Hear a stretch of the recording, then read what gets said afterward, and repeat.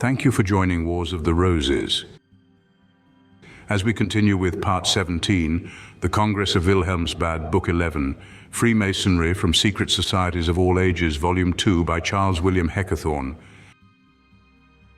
17. The Congress of Wilhelmsbad, 440. Various congresses. To put an end to the numerous disputes raging among Masonic bodies, various congresses were held. In 1778, a congress was convened at Lyon. It lasted a month, but was without result.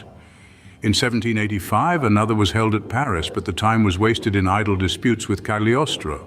The most important was that which assembled at Wilhelmsbad in 1782, under the presidency of the Duke of Brunswick, who was anxious to end the discord reigning among German Freemasons. It was attended by Masons from Europe, America, and Asia. From an approximative estimate, it appears that there were then upwards of 3 millions of Masons in the different parts of the globe. 441. Discussions at Wilhelmsbad. The statements contained in Dr. Stark's book, The Coping Stone, 437, concerning the influence of the Jesuits in the Masonic body, formed one of the chief topics discussed. Some of the chiefs of the Strict Observance produced considerable confusion by being unable to give information concerning the secrets of the high degrees, which they had professed to know, or to render an account of large sums they had received on behalf of the order. The main point was to settle whether Masonry was to be considered as a continuation of the Order of the Templars, and whether the secrets of the sect were to be sought for in the modern Templar degrees. After 30 sittings, the answer was in the negative. The chiefs of the Strict Observance were defeated, and the Duke of Brunswick suspended the order for 3 years, from which blow it never recovered. The Swedes professed to possess all the secrets. The Duke of Brunswick hastened to Uppsala to learn them, but found that the Swedes knew no more than the Germans, whence new dissensions arose between the Masons of the two nations. 442. Result of Convention. The result of the Convention of Wilhelmsbad was the retention of the 3 symbolical degrees, with the addition of a new degree, that of the Knights of Beneficence, which was based on the principles enunciated in Saint Martin's book, Des Erreurs et de la Vérité, and the Tableau Naturel.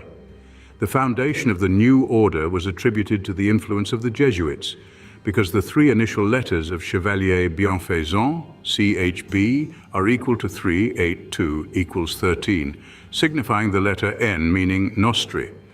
Another result was a league between Masonry and the Illuminati, and it is still a matter of speculation whether these latter were not behind the Jesuits, brought about by the exertions of Spartacus or Weishaupt, who had long ago discerned the influence he could obtain by the cooperation of the Masons, whom he of course employed as his unconscious tools. But Jesuitical influence at that time was too powerful to be overcome. They sided with and thus strengthened the influence of the Duke, hence the opposition of Germany to the principles of the French Revolution, which broke out soon after, an opposition which was like discharging a rocket against a thunderbolt, but which was carried to its height by the manifesto of the Duke of Brunswick, so loudly praised by courtly historians, and of which the German princes made such good use as to induce the German Confederacy to surround France with a fiery line of deluded patriotism. Freemasonry had been made the tool of prince and priestcraft, though occasionally it turned the tables on the prince, an instance of which is recorded in the next paragraph. 443. Frederick William III and the Masons. The sudden retreat of the King of Prussia of this name after having invaded France in 1792 has never been satisfactorily explained. Dr. E. E. Eckert, in his Magazine of Evidence for the Condemnation of the Masonic Order, writes as follows, quoting from a private letter from M.V.Z. of Paris to Baron von Z. at Vienna, which he qualifies as thoroughly reliable. The King of Prussia had crossed our frontiers.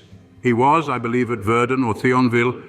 One evening, a confidential attendant gave him the Masonic sign and took him into a subterranean vault, where he left him alone. By the light of the lamps illuminating the room, the king saw his ancestor, Frederick the Great, approaching him. There could be no mistake as to his voice, dress, gait, features. The spirit reproached the king with his alliance with Austria against France, and commanded him immediately to withdraw therefrom. You know that the king acted accordingly, to the great disgust of his allies, to whom he did not communicate the reasons of his withdrawal.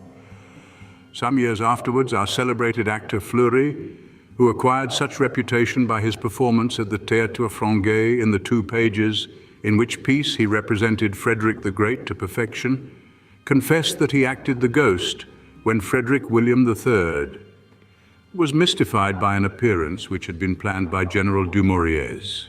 Dumouriez was a Freemason.